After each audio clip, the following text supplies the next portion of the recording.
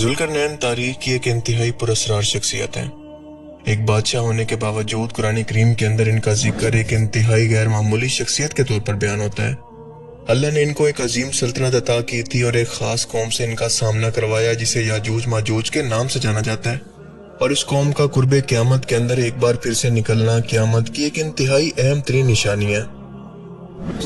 آج کے دور میں کچھ مذہبی اسکالرز نے ان کے نام سے انٹر گلیکٹک ٹریول یعنی آسمانوں میں ان کے سفر کو ثابت کر دیا ہے، جو کہ ایک بہت بڑا جھوٹ اور اسلامی تعلیمات کو نہ سمجھنے کا نتیجہ ہے۔ ذوالقرنین کا ذکر قرآن پاک کی سورہ الکہف کے اندر کیا گیا اور آیت 83 سے لے کر 98 تک ان کے سفر کا حال بیان ہوتا ہے، جو کہ انہوں نے ایک مشرق کی طرف، ایک مغرب کی طرف اور ایک شمال کی طرف کیا، جہاں پر انہوں نے یاجوج ماجوج کے خلاف ایک دیوار بنائی۔ سورہ کہف کی یہ آیات اس وقت نازل ہوئی جب ایک یہودی عالم کے پاس کچھ عرب کے لوگ پہنچے اور ان سے کہنے لگے کہ محمد صلی اللہ علیہ وآلہ وسلم سے ایسا کیا سوال کیا جائے کہ ان کے نبی ہونے کی حقیقت واضح ہو جائے۔ اس یہودی عالم کو رسول اللہ صلی اللہ علیہ وآلہ وسلم سے 3 سوال کرنے کا کہا گیا، جن میں سے ایک سوال یہ تھا کہ وہ شخص کون تھا جو کہ دنیا کے 3 کونوں تک گیا۔ اسی سوال کا جواب اللہ نے اسی سورہ کہف کی آیات کے اندر اس طرح سے ذوالقرنین کے بارے میں بیان کیا کہ ان کے تمام زمینی سفر کو وضاحت سے اس طرح سے بیان کر دیا جیسے آنکھوں دیکھا حال ہو۔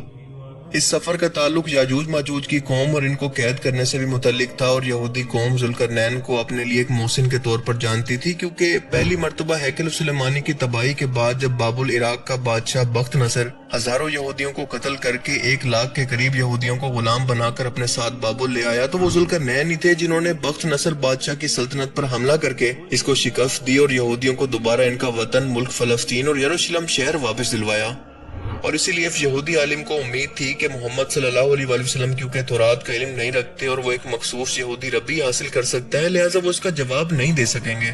لیکن سورہ کہف کی آیت 83 کے اندر اللہ نے اس شخصیت کا نام ذوالقرنین بیان کر کے فرمایا کہ اے محمد صلی اللہ علیہ وآلہ وسلم، یہ آپ سے دریافت کرتے ہیں ذوالقرنین کے بارے میں۔ اور اس کے بعد اس یہودی عالم کے سوال کے مطابق ان کا دنیا کے 3 کونوں کا سفر بیان کیا، جو کہ ہم ویڈیو میں آگے جا کر جانیں گے۔ قرآن کریم میں اللہ نے ان کو ایک عظیم بادشاہ اور نیک حکمران کے طور پر بیان کیا ہے، لیکن یہ بھی جاننا انتہائی اہم ہے کہ قرآن ان کی تفصیلات کو کافی پراسرار رکھتا ہے کہ کیا وہ کوئی نبی تھے یا پھر دنیاوی بادشاہ، یا پھر ان کا یہ سفر کس سلطنت کی طرف تھا۔ قرآن کے اندر بس ان کی ڈائریکشن کا ذکر موجود ہے۔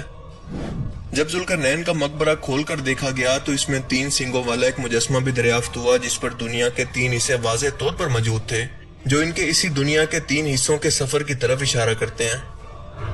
ذوالقرنین بادشاہ کی شخصیت اتنی پراسرار کیوں ہے؟ اس کی ایک بڑی وجہ قرآن کریم کے اندر ان کی غیر معمولی طاقت اور اللہ کی طرف سے دی گئی ہدایت ہے، کیونکہ اللہ کی طرف سے حکم ملنا اس بات کی طرف واضح طور پر اشارہ کرتا ہے کہ وہ اللہ کے پیغمبر اور ساتھ ساتھ دنیاوی بادشاہ بھی تھے، کیونکہ آپ جانتے ہیں کہ غیر نبی اللہ تعالیٰ سے اس طرح سے حکم نہیں لے سکتا۔ اب یہ بھی ممکن ہے کہ اس زمانے کے اندر کوئی پیغمبر موجود ہو جنہوں نے ذوالقرنین کو یہ اللہ کا حکم سنایا ہو، لیکن اگر ایسا ہوتا تو قرآن کریم اس کو ضرور بیان کرتا۔ اللہ تعالیٰ نے انہیں زمین کے اندر اقتدار اور حکمت دی اور وہ اپنی سلطنت کو چھوڑ کر دنیا کے مشرق، شمال اور مغرب تک گئے۔ اسی لیے ان کا کردار کسی عام بادشاہ سے بہت زیادہ بلند ہے، کیونکہ وہ اللہ کے حکم پر چلتے تھے اور دنیا کے اندر عدل و انصاف قائم کرتے تھے۔ یہی وجہ ہے کہ ذوالقرنین کا ذکر عام بادشاہوں کی طرح نہیں بلکہ اللہ کی طرف سے ایک خاص ہدایت یافتہ شخصیت کے طور پر بیان ہوتا ہے۔ مولانا ابوالکلام آزاد کے مطابق ذوالقرنین 580 قبل مسیح کے اندر پیدا ہونے والے ایک ایرانی بادشاہ تھے، جنہیں ایرانی کورش کبیر کے نام سے جانتے ہیں، اور ان کا لقب تھا ذوالقرنین یعنی 2 سینگوں والا۔ ان کا پہلا سفر موجودہ دور کے ایران، افغانستان اور بلوچستان کی طرف تھا، جنہیں وہ فتح کرتے چلے گئے، اور ان کا دوسرا سفر موجودہ دور کے آرمینیا اور ترکی کے علاقے کی طرف تھا، جبکہ ان کا تیسرا سفر تھا عراق کی طرف، جہاں پر انہوں نے بنی اسرائیل قوم یعنی یہودی قوم کو بخت نصر کی قید سے آزاد کروایا۔ عام طور پر جنگوں کے اندر صرف قتل و غارت اور تباہی ہوتی ہے، لیکن یہاں پر یہ جاننا انتہائی ضروری ہے کہ ان تمام مہمات کے دوران انہوں نے انتہائی نرمی اور رحم دلی کا مظاہرہ کیا۔ قتل و غارت اور لوٹ مار کرنے کی بجائے لوگوں کو امان دیتے چلے گئے، اور اسی کی وجہ سے ان کی فوج کے اندر لوگ ان کی رحم دلی سے متاثر ہو کر ان کی فوج میں جڑتے چلے گئے۔ بابل پر قبضے کے بعد انہوں نے اپنا مشہور زمانہ فرمان جاری کیا، جو کہ آنے والی نسلوں کے لیے پہلا قانون بنا۔ یاد رہے کہ یہ حضرت عیسیٰ علیہ السلام کی پیدائش سے بھی 586 سال پہلے کا واقعہ ہے۔ آج بھی اس فرمان کی copy United nation assembly, British museum اور ایرانین پارلیمنٹ کے اندر موجود ہے۔ سورہ کہف کے اندر ان کے سفر کا حال بیان ہوتا ہے کہ وہ ایک راستے پر چلے جو کہ ایک طرفہ تھا، یہاں تک کہ وہ سورج کے ڈوبنے کی جگہ پر پہنچ گئے۔ ایران کے مغرب میں اس وقت بھی آرمینیا اور آذربائیجان کا علاقہ موجود ہے۔ اللہ تعالیٰ مزید فرماتا ہے کہ وہاں پر اس نے سورج کو ایک کیچڑ نما چشمے کے اندر غروب ہوتا پایا، یہاں پر انہوں نے ایک قوم کو پایا۔ اللہ نے ذوالقرنین کو فرمایا کہ چاہے تو ان کو چھوڑ دو یا پھر اس قوم کے لیے کوئی بہتر روش اختیار کرو، یعنی ذوالقرنین کو یہ اختیار دے دیا کہ اس قوم کے ساتھ چاہے جو مرضی سلوک کرے۔ سب سے حیرت کی بات یہ ہے کہ آج بھی آرمینیا کے اندر جھیل سوان موجود ہے جس کے پاس ذوالقرنین اس سفر کے دوران پہنچے، اور یہ بات ثابت ہوتی ہے اس جھیل کی رنگت سے جو کہ کیچڑ کے پانی کی طرح کالی رنگت رکھتی ہے، بالکل وہی خاصیت جو کہ قرآن نے اس کی بیان کی۔ یہ جھیل آرمینیا کے رقبے کا 5% ہے، مطلب اس وقت یہاں پر ایک قوم آباد تھی جس کے بارے میں اللہ نے ذوالقرنین کو حکم دیا کہ تمہیں اختیار ہے کہ ان کے ساتھ جیسا مرضی سلوک کرو، اور ظاہر ہے کہ ذوالقرنین کی طبیعت کے اندر نرمی اور رحم دلی تھی تو انہوں نے یہاں پر قتل و غارت سے اجتناب کیا ہوگا اور ان کو ان کے حال پر چھوڑ دیا ہوگا۔ اس کے بعد قرآن بیان کرتا ہے کہ اس کے بعد وہ سورج کے نکلنے کی جگہ تک پہنچا اور اسے یہاں پر ایک ایسی قوم کی طرف نکلتا پایا کہ ہم نے اس کے لیے اس میں کوئی اور اوٹ نہیں بنائی تھی، یعنی اب کی بار آرمینیا سے مشرق کی طرف کا سفر جو کہ بنتا ہے موجودہ دور کا آذربائیجان، جہاں پر بارشیں نہ ہونے کی وجہ سے یہ زیادہ تر علاقہ خشک ہے، اور اس کے شمال کے اندر داغستان ملک کا علاقہ شروع ہو جاتا ہے۔ اسی علاقے کے مغرب کے اندر کوئی کاف کا پہاڑی سلسلہ موجود ہے جو کہ بہت مشہور ہے، اور اس کے مشرق کے اندر بحر خضر یعنی کیسپین سی۔ یہ دربند وہی علاقہ ہے جہاں پر ذوالقرنین نے یاجوج ماجوج کی قوم کو پایا اور ان کو روکنے کے لیے یہاں پر بند بنایا، کیونکہ وہ اپنے آس پاس کے علاقوں کے اندر تباہی مچا کر ان لوگوں کو پریشان کیا کرتے تھے، اور قرآن اس بارے میں اشارہ دیتے ہوئے فرماتا ہے کہ وہ 2 پہاڑوں کے درمیان پہنچا اور یہاں پر ایسی قوم کو پایا جو کہ بات سمجھنے کے قریب نہ تھی، یعنی 2 پہاڑوں کے درمیان موجود ایک قوم جو کہ اونچائی کی جگہ پر موجود تھی۔ اور حیرت کی بات تو یہ ہے کہ آج بھی دربند کے علاقے کے اندر ایک قلعہ موجود ہے جو کہ اسی قوم سے منسوب ہے۔ اس قلعے پر آج بھی وہ دیوار موجود ہے، وہ بند موجود ہے جو کہ ذوالقرنین نے اس قوم کو روکنے کے لیے بنایا تھا۔ قرآن بتاتا ہے کہ یہاں پر موجود قوموں نے ذوالقرنین سے شکایت کی کہ یہ یاجوج ماجوج بہت ہی فسادی اور ظالم قوم ہے، یہ کسی کی بات کو نہیں سنتے اور نہ ہی سمجھتے ہیں، لہٰذا ہم آپ کو تمام مال و دولت دینے کو تیار ہیں کہ آپ ہمارے اور ان کے درمیان ایک دیوار بنا دیں۔ لیکن ذوالقرنین نے جواب دیا کہ میرے پاس اللہ کا دیا سب کچھ ہے، بس اپنے لوگوں سے کہو کہ مین پاور کے طور پر یہ دیوار بنانے کے اندر میری مدد کریں۔ اور اس طرح سے ذوالقرنین نے لوہے اور تانبے کو پگھلا کر یاجوج ماجوج اور ان کے درمیان ایک دیوار تعمیر کر دی، یعنی یاجوج ماجوج ایک انسانی مگر وحشی اور فساد کرنے والی ایک انسانی مخلوق تھی، قتل و غارت کرنا اور لوٹ مار کرنا ان کا معمول تھا۔ آج کے دور میں جو لوگ ان کو غاروں کے اندر چھپی ہوئی کوئی مخلوق یا پھر کوئی ایلین مخلوق یا پھر کوئی مونسٹر کے طور پر پیش کرتے ہیں، دراصل وہ قرآن کے اس کانٹیکسٹ سے واقف ہی نہیں ہے، بلکہ ہالی ووڈ کی سائنس فکشن فلم سے متاثر ہے، کیونکہ قرآن تو ایک ایک کر کے نشانی کے طور پر اس علاقے اور ان لوگوں کی نشاندہی بھی کر رہا ہے جو کہ آج بھی نشانی کے طور پر موجود ہیں کہ یہ کون سی قوم تھی اور انہیں یہاں پر کیوں قید کیا گیا۔ قرب قیامت کی اتنی بڑی نشانی کو توڑ مروڑ کر ان لوگوں نے کسی ایلین مخلوق سے اس کو جوڑ دیا ہے جو کہ کسی اور سیارے پر آباد تھی اور قیامت سے پہلے زمین پر واپس آئے گی، اور یہ بھی کہ ذوالقرنین نے بھی کسی اور سیارے کی طرف آسمانی سفر کر کے اس قوم کو دیکھا اور ان کے اور زمین کے درمیان ایک دیوار بنا دی جو کہ ٹوٹلی illogical سا کانسیپٹ ہے۔ قرآن کے مقدمے میں یہ بات بالکل بھی فٹ نہیں ہوتی، نہ اس کا کوئی کانٹیکسٹ بنتا ہے نہ کوئی لاجک، اور وہ اس لیے کیونکہ آج بھی یہ بند، آج بھی یہ دیوار دربند کے علاقے کے اندر اسی طرح سے اپنی نشانیوں کے ساتھ اصلی حالت کے اندر موجود ہے۔ اور دوسرا، صحیح بخاری اور صحیح مسلم کے اندر ایک حدیث موجود ہے جس کے راوی ہیں ابو سعید خدری، جس کے مفہوم کے مطابق اللہ کے رسول نے فرمایا کہ قیامت کے دن اللہ تعالیٰ حضرت آدم علیہ السلام سے کہیں گے کہ اپنی نسل سے جنتی اور جہنمیوں کو الگ الگ کرو، تو ہر 1000 میں سے 999 جہنمی ہوں گے جو کہ یاجوج ماجوج سے ہوں گے، جبکہ صرف ایک جہنمی رسول اللہ صلی اللہ علیہ وسلم کی امت سے ہوگا۔ اب اس صحیح حدیث مبارکہ کے بعد تو اس بحث کی گنجائش ہی ختم ہو جاتی ہے کہ وہ یاجوج ماجوج حضرت آدم علیہ السلام کی اولاد ہیں، یعنی انسان ہی ہیں۔ ان کا حساب کتاب بھی باقی انسانوں کے ساتھ ہی قیامت کے دن ہوگا، لیکن قرآن ان کو خاص طور پر ایک گروہ کے طور پر بیان کرتا ہے جو کہ فسادی اور ایک جیسی آئیڈیالوجی کے ماننے والے ہیں، جبکہ دوسری طرف رسول اللہ صلی اللہ علیہ وسلم کو اللہ کا رسول ماننے والی امت ہے۔ یہاں پر وہ آئیڈیالوجی علماء کرام کے مطابق دراصل یہودی قوم ہے۔ یاجوج ماجوج کی قوم حضرت نوح علیہ السلام کے تیسرے بیٹے یافس کی نسل سے ہیں۔ ان کا یہ نام ان کے سردار یاجوج اور ماجوج کے نام پر رکھا گیا ہے، جنہیں ایران کے اندر لوگ اشکناز کے نام سے بھی جانتے تھے۔ اشکناز ماجوج کا بانجا تھا۔ یہ قوم کو کاف کی پہاڑیوں اور اس کے آس پاس موجود علاقوں کے علاوہ بحر خضر کے پاس بھی موجود تھی، یعنی کیسپین سی کے آس پاس، لہٰذا اسی جگہ سے آ کر یہ جنوب کے تمام علاقوں پر حملہ کرتے، لوٹ مار، قتل و غارت کرتے اور لوگوں کو غلام بنا لیتے، ان غلاموں سے کام کرواتے یا پھر ان کو آگے بیچ دیتے۔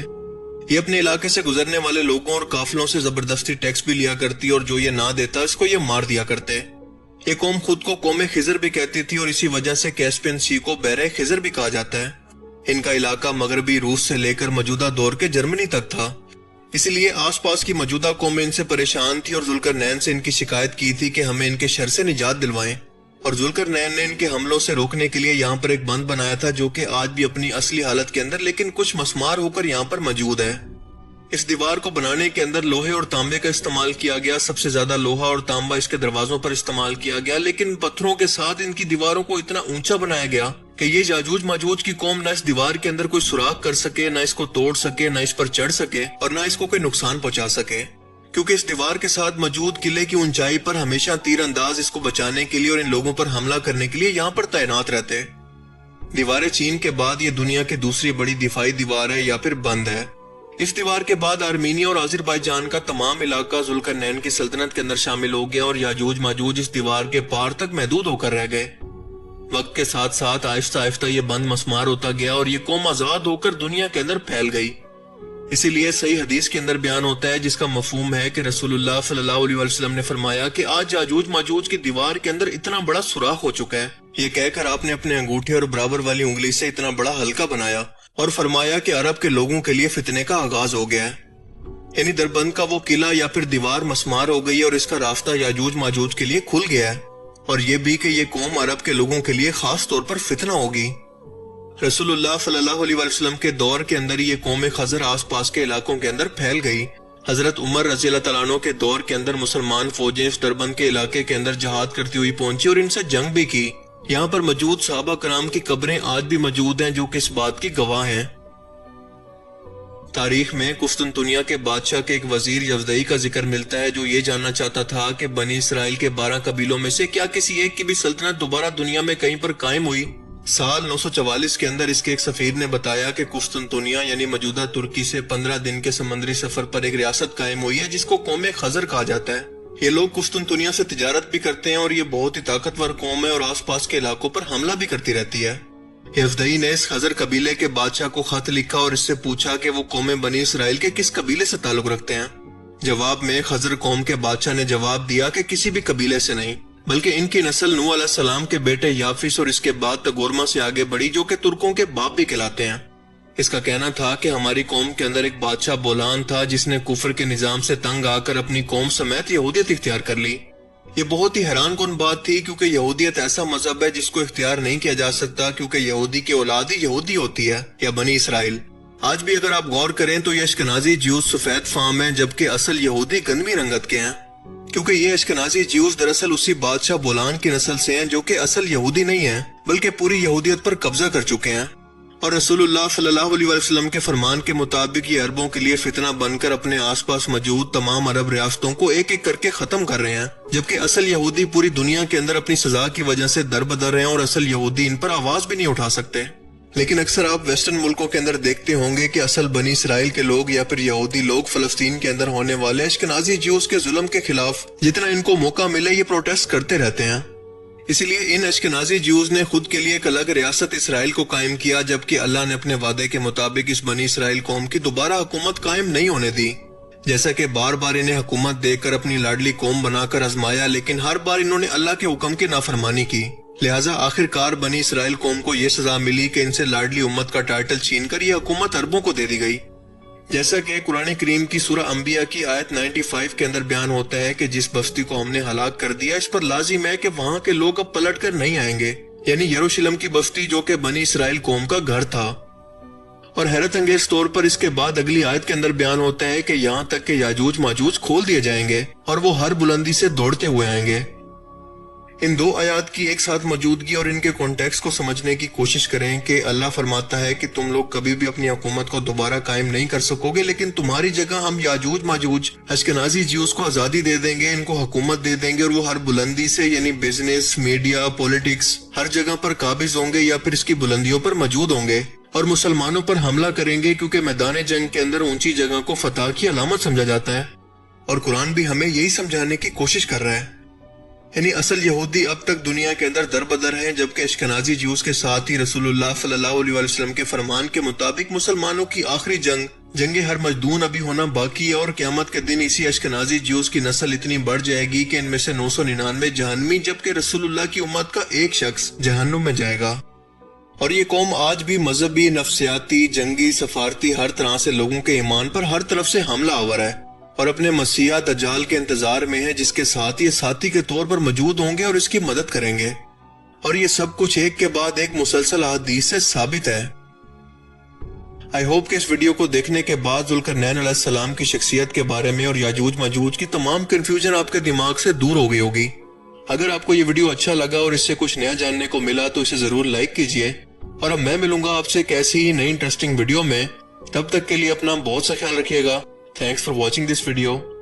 اللہ حافظ۔